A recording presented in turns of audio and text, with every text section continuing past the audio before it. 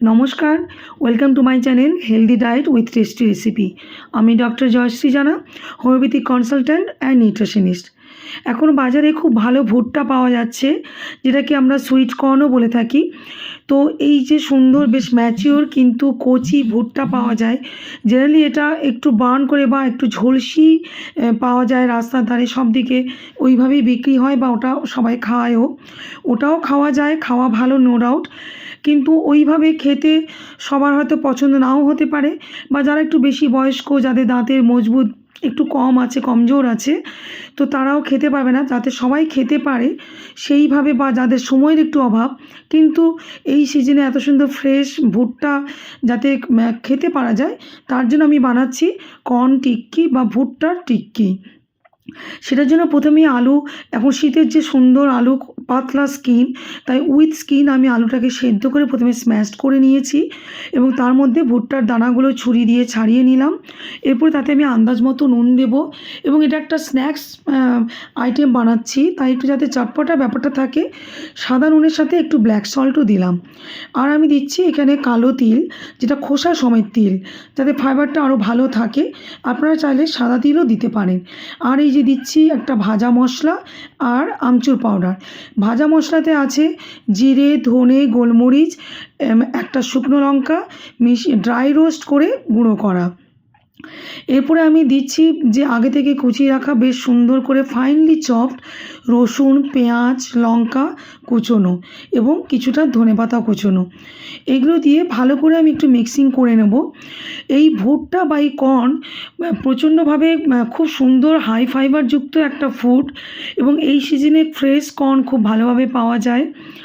আর এইটাতে soluble, insoluble দু রকমেরই ফাইবার খুব রিচ থাকে, মানে বেশি পরিমাণে থাকে, যার জন্য আমাদের ডাইজেশনের জন্য, হজমের জন্য খুবই উপকারী হয়। এবং এটা হার্ট হেলথের জন্য, কোলেস্ট্রল লেভেলকে ব্যালেন্স রাখতেও খুব ভালো সাহায্য করে, সুগার লেভেলকেও ব্যালেন্স রাখতে খুব ভালো সাহায্য করে, এবং আপনার ওয়েট লস প্রসেসেও খুব ভালো কাজ করবে। আপনারা লক্ষ্য করলেন যে আমি এটা ভালো করে মিক্সিং করে তারপরে আমি bread cramp, brown bread cramp দিয়েছি। এই ব্রেড ক্রাম্পসটা আমার বাড়িতেই তৈরি করা। আমি যখনই কোনো ব্রেডের প্রিপারেশন করি তার সাইডগুলো আমি ড্রাই রোস্ট করে পাউডার বানিয়ে নিই, ওটাই আমার ব্রেড ক্রাম্প হয়ে যায়। এরপর সেটাকে ভালো করে মিক্সিং করে হাতে জাস্ট হালকা অয়েল ব্রাশ করে আমি ছোটো ছোটো টিক্কির আকারে গড়ে নেব। তবে ডায়াবেটিক পেশেন্ট থাকলে আলুকে স্কিপ করে সেখানে আপনারা পনির গ্রেট করে এবং অল্প কর্নফ্লাওয়ার দিলে তাহলেও কিন্তু বাইন্ডিংটা ভালো হবে। এবং এখানে আমি আলু পরিমাণটা খুব বেশি দিইনি, তো যার জন্য এটা কিন্তু একটু আলতো হাতেই আপনাকে টিক্কিগুলো গড়তে হবে, নাহলে কর্নগুলো ছেড়ে যাবে। তবুও সাবধানে একটু টিক্কিগুলো গড়বেন, একটু মোটা মোটা করে গড়তে হবে। আর এমনিতে তো কর্ন আপনি র ফর্মেও খেতে পারেন, আর আলু সেদ্ধ আছে। আর যখন আমি তেলে মিডিয়াম ফ্রাই করব, তো তখন ওটা অলরেডি খুব সুন্দর একটা টেস্টি আপনার স্ন্যাক্স তৈরি হবে। আমি টিক্কিগুলো ভালো করে গড়ে নিয়েছি। এরপরে আমি কড়াইতে তেল দিয়েছি, মোটামুটি 2 চামচ মতো তেল দিলাম এখানে, যাতে যেহেতু টিক্কিগুলো একটু সাইজটা মোটা করে বড় করে করেছি, তাই তেলটা একটু বেশি দিচ্ছি।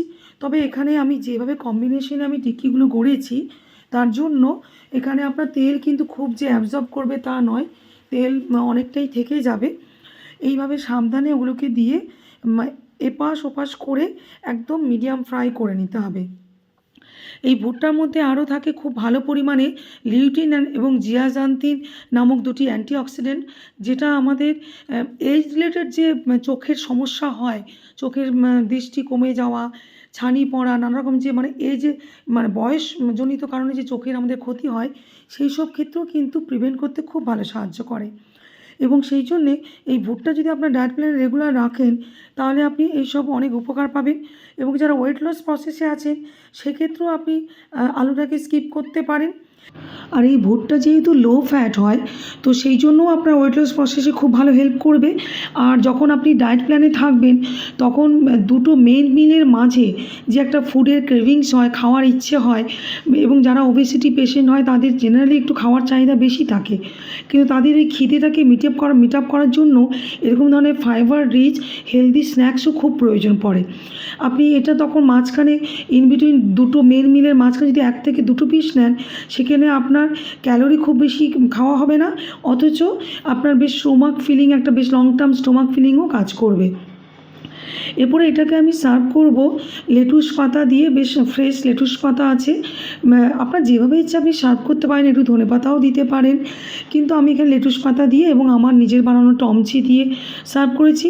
এছাড়াও পাশে আপনি একটু দইয়ের রায়তা, নিজের ঘরের পাতা টক দইয়ের রায়তা দিয়েও সার্ভ করতে পারেন। আরেকভাবে আমি সার্ভ করে দেখাচ্ছি, আমি দুভাবেই ট্রাই করি, তাই আমি দুভাবেই আপনাদের করে দেখাচ্ছি।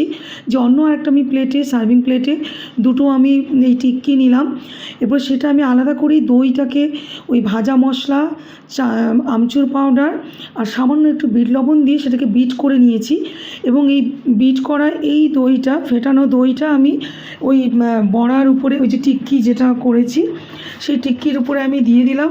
আর উপর থেকে একটু ধনে পাতা, একটু ভুজিয়া থাকলে একটু ভুজিয়াও আপনি দিতে পারেন, বা ড্রাই রোস্ট চানা মানে ছোলা ভাজা এরকম, বা চিনে বাদাম ভাজা এরকমও কিছু আপনি ছড়িয়ে দিতে পারেন।